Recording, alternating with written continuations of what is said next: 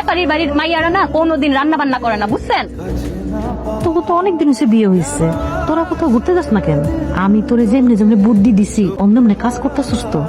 যখন তোমাকে জামাই বাড়িতে থাকে তখন আমি নিজেই সব কাম করার ভান ধরি যে আমি সব করছি, আর যখন তোমাকে জামাই বাড়িতে থাকে না তখন হ্যাঁ মায়েরা দিয়া সব কাম করাই, জীবন ওটার পেব।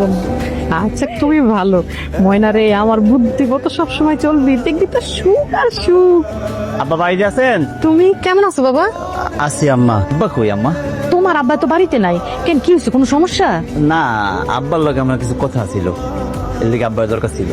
আপনি আমগো বাড়িতে গিয়া আপনার মাইয়ার যে কুবুদ্ধি গুলা দেন এটা কিন্তু ঠিক করেন না।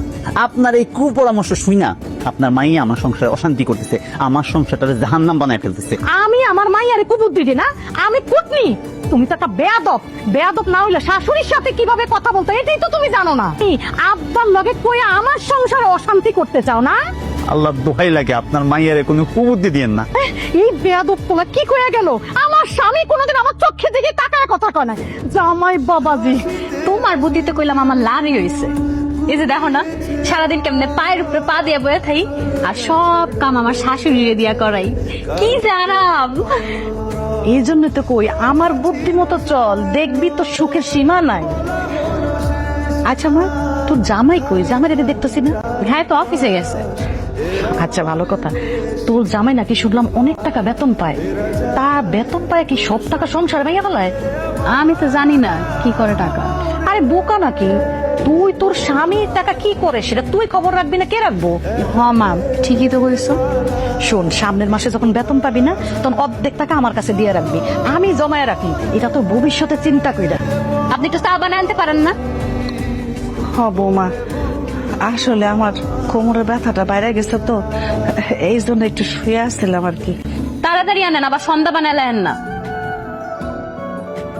এই আপনি এটা কি চা বানাইছেন? হ্যাঁ, এটা কোনো চা হইলো? মুখেই তো তোলা যায় না, একটু চিনিও তো দেন না। আচ্ছা আপনার ঘরে যদি চিনি নাই তাহলে একটু লবণ দিয়ে বানাইতে। আমার মায়ের মুখে ফসকা কেন? হ্যাঁ, আমি কি জানি? তাহলে কে জানে? একদম মিথ্যা কথা বলবা না আর নাটক করবা না। তোমার মা আমার মায়ের মুখে গরম চা ছুঁড়া মারছে, আমি সব জানি।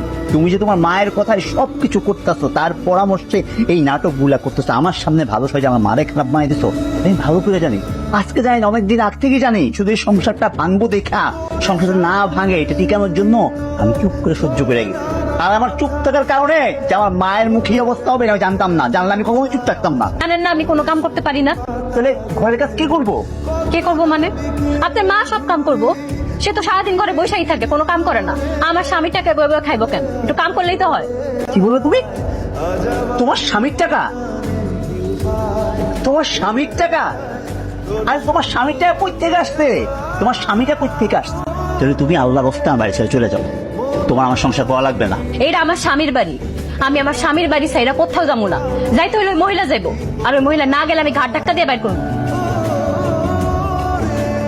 আমি কিছুতেই ফকিন্নির পোলার লগে আমার মাইয়ারে সংসার করতে দিব না। আমার মাইয়ায় তালাকনামায় সই করে দিচ্ছে, আম করে ভালোই ভালোই কাবিনের টাকাটা বুঝাইয়া দেন। আমার এই ছেলেটা তোমাদের অনেক ভালোবাসে, আমি তোমার কাছে হাত জোড় করতেছি, তুমি এই সংসারে ফিরে আসো। এখন থেকে আমি তোমার কোনো কাজের কথা বলুন না, সংসারের প্রত্যেকটা কাজ আমি করুন। আপনার জ্বালায় তো আমার মাইয়া এই বাড়িতে শান্তি মতো সংসারই করতে পারলো না, এখন আবার আপনি বলতেছেন আমার মাইয়া আপনার ক্ষমা করে দিত। কিসের ক্ষমা? কোনো ক্ষমা না। সাবধান, মুখ সামলায় কথা বলেন। কি লাগবে আপনার? হ্যাঁ, কাবিনের টাকা? ওটা কেউ আমি আনতেছি। এই নেন আপনার কাবিনের টাকা, নেন।